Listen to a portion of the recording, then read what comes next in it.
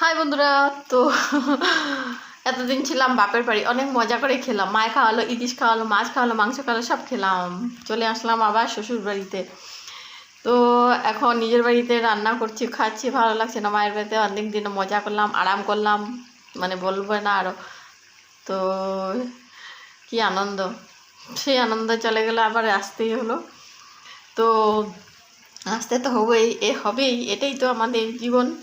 তো এখন আমি নিজের বাড়িতে কি খাইতে, চলো চলো দেখো দেখো, আসো আসো আসো আসো, চলো দেখো। তো দেখো কি বানাচ্ছি আমি, ডালের বড়ি দিয়ে লাউ তরকারি খাই নিজের বাড়িতে, দেখেছ? তো ডালের বড়িটা খেতে কিন্তু ভালো লাগে। তো আসতে সময় আমি কিনে এনেছিলাম মানে ওখান থেকে।